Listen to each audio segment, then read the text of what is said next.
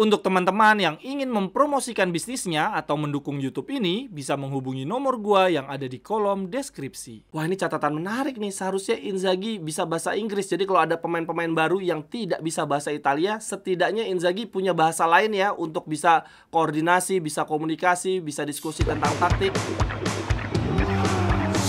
Cerewetan ceking kita, nyerewetin apa aja. Teman-teman yang sedang kalian saksikan saat ini adalah Cerewetin Inter. Apa kabar teman-teman semua? Semoga dalam keadaan sehat. Selamat berakhir pekan. Hari ini gue punya beberapa kabar menarik yang bisa kita cerewetin bareng-bareng teman-teman. Berita yang pertama, selain tercapainya kesepakatan lisan, kesepakatan informal dengan Lautaro kemarin ya, ternyata Inter juga telah mencapai kesepakatan dengan Barella. Ini Fabrizio Romano mengatakan Inter telah menyetujui setiap detail kesepakatan baru dengan Nicolo Barella. Kontrak baru berlaku hingga 2029 dengan kenaikan gaji. Saat ini tinggal menunggu pengumuman resmi dari klub. Wah, ini kalau dari pernyataannya Romano berarti ya bisa disimpulkan bahwa negosiasi dengan Barella jauh lebih mulus dibandingkan negosiasi dengan Lautaro ya. Karena di sini dikatakan bahwa detail kecil semua sudah disepakati. Hal yang berbanding terbalik dengan kesepakatan dengan Lautaro. Memang sih antara Inter dan Lautaro sudah sepakat untuk melanjutkan kerjasama, tetapi masih ada detail kecil yang belum disepakati. Ya, setidaknya ini adalah kabar baik untuk kita semua. Berarti Inter telah memastikan bahwa kapten dan wakil kaptennya akan terus bekerja sama, akan terus bahu-membahu setidaknya sampai dengan 5 tahun ke depan ya, sampai dengan tahun 2029.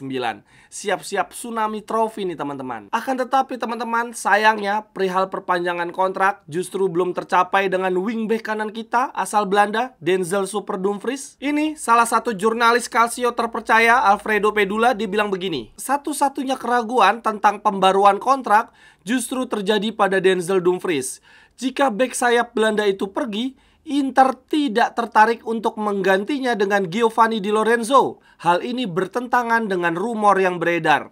Juventus justru lebih tertarik pada sang pemain kapten Napoli tersebut. Wah, ini hal yang menarik nih. Ternyata kita bukan ngincar Di Lorenzo. Kalau teman-teman sendiri lebih percaya pada rumor yang mana nih? Apakah kita mengincar Di Lorenzo atau tidak? Kalau gue kok percaya ya, karena satu lah, Di Lorenzo adalah pemain asal Italia dan berpengalaman, terus bisa beroperasi sebagai wingback dan center back. Jadi ini persis banget dengan karakternya Darmian.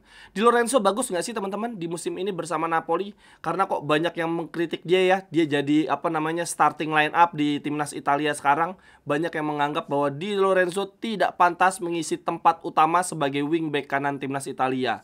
Lebih pada milih Cambiaso lah dibandingkan Di Lorenzo. Kalau menurut teman-teman gimana? Oh ya teman-teman, terkait Denzel Dumfries, ini ada berita resmi ya akhirnya terkait kontroversi Dumfries mengangkat spanduk yang mengejek Theo Hernandez. Di sini dikatakan bahwa resmi sudah Denzel Dumfries dan Inter masing-masing didenda 4.000 euro setelah pemain asal Belanda tersebut mengangkat spanduk ofensif yang ditujukan kepada pemain lawan. Klub sudah berusaha untuk mengajukan banding atas denda tersebut, tetapi FIGC, Federasi Sepak Bola Italia, menolak banding dari Inter. Ya sudahlah, aturan Arnaud Taufik aja tuh yang bayar, berarti 8.000 euro ya, di total 4.000 dari Inter dan 4.000 dari Dumfries. Teman-teman yang ingin membeli jersey atau pernak-pernik sepak bola lainnya, linknya ada di kolom deskripsi ya. Terima kasih. Lalu kemudian lanjut berita lainnya lagi. Ada kabar dari Paramount Plus teman-teman, sponsor jersey kita musim ini.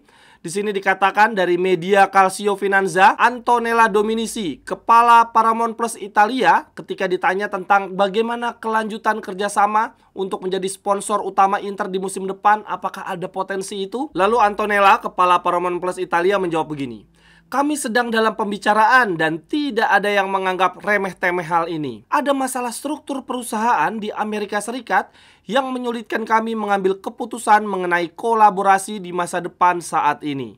Bagi kami, hasil yang telah diraih Inter di tahun ini lebih dari cukup untuk melanjutkan kerjasama. Mari kita lihat apa yang akan terjadi di masa depan. Aduh teman-teman, ini Inter kayaknya harus diruat ya. Kok kayaknya ada-ada aja nih setiap pihak ketiga ya, setiap vendor yang bekerja sama dengan Inter selalu ada aja masalah internalnya ya. Sebelumnya Digital Beats juga ada masalah internal, sampai-sampai tidak bisa melakukan pembayaran.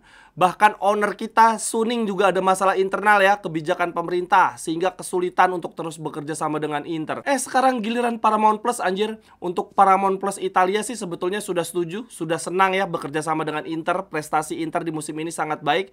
Tapi ternyata ada masalah struktur perusahaan di Amerika Serikat yang membuat Paramount Italia sulit melakukan pengambilan keputusan. Aduh, ada aja. Lalu kemudian lanjut berita yang berikutnya terkait Mercato. Ini ada kabar dari pemain muda kita yang dipinjamkan ke Cagliari, namanya Gaetano Oristanio. Cagliari ingin menebus opsi pembelian Gaetano Oristanio seharga 4 juta yang sudah termasuk dalam perjanjian pinjaman sang pemain. Sekarang saat ini terserah pada Inter apakah akan menerima proposal 4 juta tersebut atau tidak. Karena di satu sisi Inter ada keinginan membawa pulang sang pemain dan menjualnya di harga 6 juta. Aduh Inter, perkara 2 juta doang, udahlah mendingan lepas aja ke Cagliari. Jadi kita segera mendapatkan cash ya. Lumayan ini untuk tambah-tambah membeli Gudmundsson. Kemudian lanjut berita yang berikutnya teman-teman. Belum lama ini ada wawancara ya antara Tajon Buchanan dengan TLN TV. Ini ada beberapa statement menarik ya. Salah satunya adalah yang menyatakan bahwa Inzaghi ternyata tidak lancar berbahasa Inggris. Wah, ini cukup mengagetkan. Gua pikir dia sebagai pelatih muda lancar berbahasa Inggris ya. Menurut gua ini adalah hal yang penting untuk bisa berkomunikasi dengan pemain-pemain baru. Tajon Buchanan bilang begini: bekerja di bawah Simone Inzaghi sangat menyenangkan. Tentu saja dia tidak bisa berbicara banyak dengan bahasa Inggris. Akan tetapi dia sangat taktis dan dia tahu betul apa yang ingin kami lakukan dan apa yang dia harapkan dari semua pemain. Sejauh ini bisa mempelajari hal-hal baru dari Inzaghi sangat membantu saya berkembang pesat dan mudah-mudahan memasuki musim depan saya bisa mengambil langkah yang lebih maju. Inzaghi adalah pria yang bersemangat dan ingin memenangkan setiap pertandingannya. Dan Anda benar-benar dapat merasakan mentalitas pemenang setiap kali Anda memasuki lingkungan ini. Sejak saya bergabung pada bulan Januari, saya langsung merasakan atmosfer sang juara. Lalu kemudian Tajon juga bilang begini: sejauh ini dalam karir saya, dimanapun saya berada, saya bisa berbicara dalam bahasa Inggris. Ketika datang ke Inter, ini untuk pertama kalinya saya harus belajar bahasa asing, bahasa yang baru. Jadi menurut saya itu adalah hal yang besar. Saya mencoba beradaptasi dengan cara itu. Wah, ini catatan menarik nih. Seharusnya Inzaghi bisa bahasa Inggris. Jadi kalau ada pemain-pemain baru yang tidak bisa bahasa Italia, setidaknya Inzaghi punya bahasa lain ya untuk bisa koordinasi, bisa komunikasi, bisa diskusi tentang taktik. Karena ini bukan untuk pertama kalinya. Ada statement dari pemain baru yang mengatakan kesulitan komunikasi dengan Inzaghi di awal-awal kedatangan ya, karena Inzaghi tidak bisa bahasa lain selain bahasa Italia. Hal yang membuat pemain baru tersebut menjadi kesulitan mendapatkan menit bermain karena tidak bisa diskusi taktik. Sebelumnya, selain Tajon Buchanan, Jan Bisek juga mengatakan hal ini. Lalu kemudian yang terakhir untuk cerewetin Inter hari ini, ada hal yang sangat amat lucu teman-teman. Sassuolo ternyata merebut Scudetto Primavera. Gila, ini tim yang paling aneh sedunia ya. Di Liga Primavera Serie A, si Sassuolo ini sebetulnya finishnya di peringkat 5. Lalu di partai semifinal mereka mengalahkan tim peringkat 1 liga ya, yaitu Inter. Dan di partai final mereka mengalahkan tim peringkat 2 liga, yaitu AS Roma. Gila, gokil banget ini. Sassuolo adalah tim yang aneh. Dan yang lebih aneh lagi adalah ketika tim senior mereka degra, tim juniornya malah Scudetto. Dan di musim ini Inter takluk dengan Sassuolo ya, baik di level junior maupun di level senior. Oh ya teman-teman, terakhir ini pemain Sassuolo, Andrea Pinamonti, yang sebelumnya dikabarkan diincar oleh Inter ya. Dia menegaskan bahwa tidak tertarik untuk pindah ke Inter hanya untuk menjadi striker nomor 5. Pinamonti mengatakan di usianya dia yang mencapai 25 tahun dan kapasitas dia yang rutin ya, hampir setiap musimnya mampu mencetak double digit gol, minimum 10 gol. Pinamonti merasa dia lebih cocok untuk mencari klub yang menjamin dia mendapatkan banyak menit bermain. Wah, kalau kayak gini ceritanya kayaknya bener nih, striker nomor 5 kita di musim depan adalah Arnautovic ya. Karena Arnautovic kan punya kontrak juga di Inter, kontraknya belum habis, masih ada untuk musim depan. Bisa-bisa nih striker kita ada 5 di musim depan adalah Lautaro, Thuram, Taremi, Gudmundsson, dan Arnautovic. Sekian dulu untuk cerewetan Inter hari ini teman-teman. Silahkan tuliskan pendapat teman-teman di kolom komentar. Sampai ketemu di cerewetan-cerewetan berikutnya. Bye-bye, thank you. Cerewetan